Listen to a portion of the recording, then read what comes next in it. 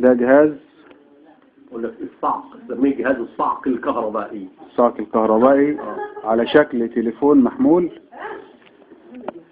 من الأشياء اللي تم العثور عليها داخل أجهزة مباحث أمن الدولة.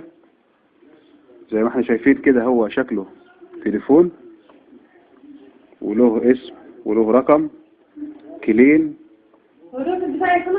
95 كي.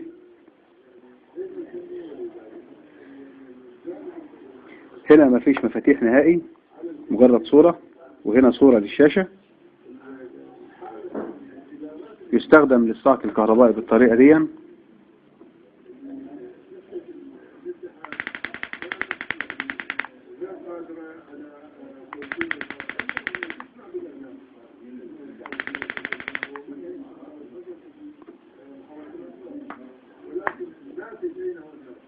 له شاحن تحت.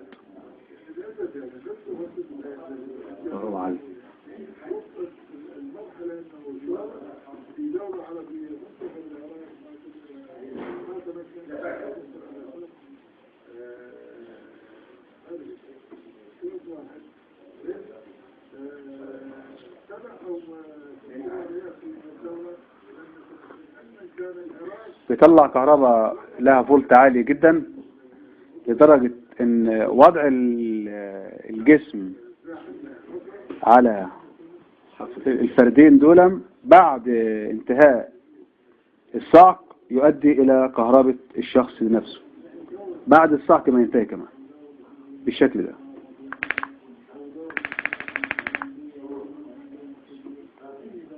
ده من ضمن الأجهزة اللي وجدوها مع بعض ضباط أمن الدولة في المحل.